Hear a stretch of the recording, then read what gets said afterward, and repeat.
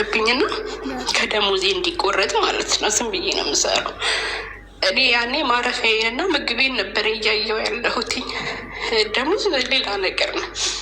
ከዛ ነገርኩት። አሁንም ለዚህ ለምግባባው ልጅ ብር እኮ የለኝም፣ ትራንስፖርትስ እንዴት አድርጌ ልምጣ አልኩት። 3,000 ብር ላከልኝ አየር ላይ። እግዚአብሔር አምላክ ይስጠው፣ ከኔ እድሜ ቀንሶ ሆኑ ደሱ ይስጠው። ማርያም በሱ ነው እስካሁንም ጥሩ ህይወትን ያለሁትና ከዛ 500 ብሬን እዳ ከፈልኩኝ። በቀረው አዲስ አበባ ገባሁበት። ከዛ ሜዲካል 6,000 ብር ነበር ያኔ። እኔ በነፃ ነበር የመሰለኝ፣ ማለት ሁሉም ነገር በነፃ አልኩ። እዚህ መጥቼ የምከፍል ነበር የመሰለኝ። የሜዲካል ነጋ እዛው ካሽ እጅ በእጅ ነው የምትከፊው።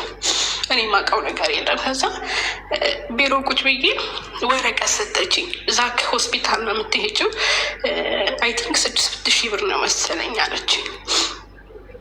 ወሰድኩኝ እና ቁጭ ብዬ በር ላይ ማለት ነው ሳልሄድ በረንዳ ላይ ቁጭ ብዬ ደረጃው ላይ ስቅስቅ ብዬ ሳለቅስ መጣ። ኃላፊው ደረጃ ይባላል።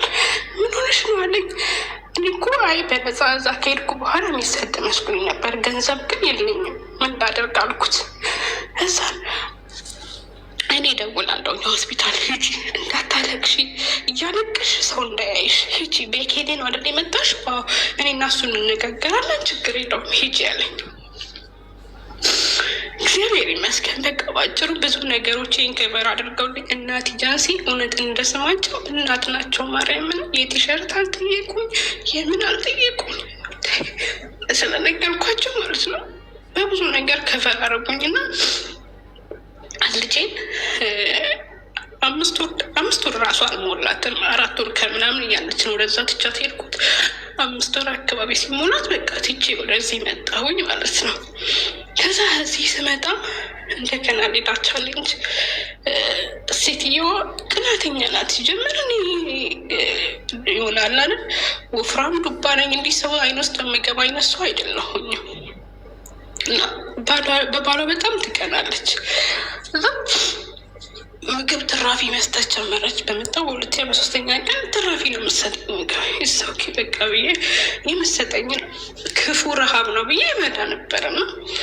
የሆነ ቀን አበላላቸው ሳይ በቃ እንዴት አድርጌ ለዋጠው አቅለሸለሸኝ፣ ልሞት ደረስኩ።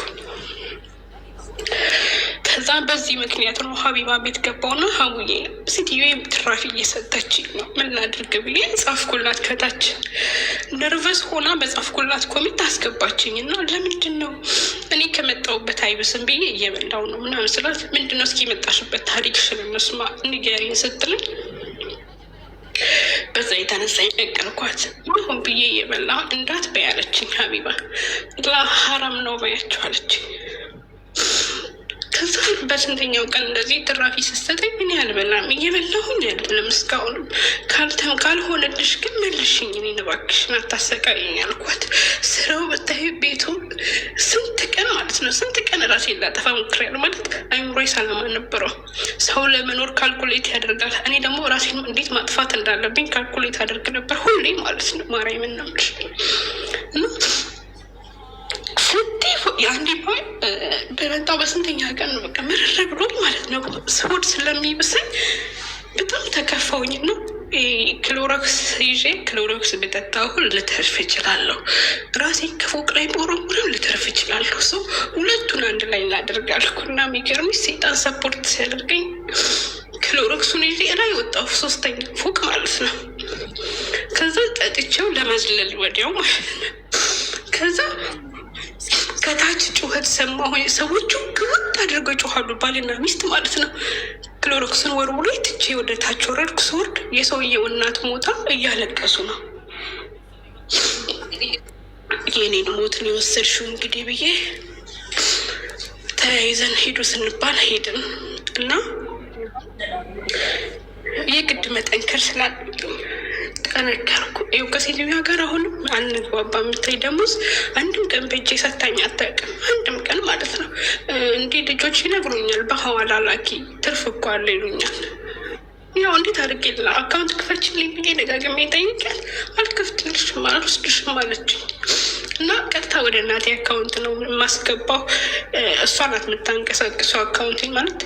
ፊትን ስመጣ እንዳልኩሽ ስወጣ ከቤት ልሞትም እችላለሁ፣ በህይወት ላለመለስ እችላለሁ ብዬ በእናቴ አካውንት ነው ደግሞ ዜና አስተሳስሬ የመጣሁት እና ብቻ በጣም ብዙ ነገሮችን አልፌ በአጭሩ ልነግርሽ እንትን ያልኩት ይህን ይመስላል። በሀያዎቹ ህይወት ከብዶኛል። ጌጥሻ አንቺን ሳይሽ መበረታ በምክንያት ነው ማለት እሷ ምን ያክል ፖቴንሻል ቢኖራት ነው 47 ዓመት ሙሉ ይህንን ያክል ሬዚስት ያደረገችው እና በጓደኛ መከዳተም አይቼዋለሁ።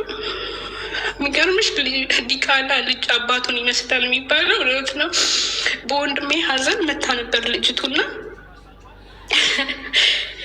ቁጭ ያሬድን ነው የሚመስለው ልጁ። ሳየው እንዴት እንደደነገጥኩኝ ብታይ፣ እንዴት እንደደነገጥኩ። ግን ያው እግዚአብሔር ይመስገን እሱ ቢያንስ ልጅ አለው። ግን እሱንም መቼ መርሳት አልችልም። ቂም መያዝ ጸጸት ነው የሚያተርፈው። ያኔ ባንድ ግባባ ያኔ ቂም ባለስበት ኖሮ ምናልባት ብቻ ለመልካም ነው። ግን ያው እየኖርኩኝ ነው።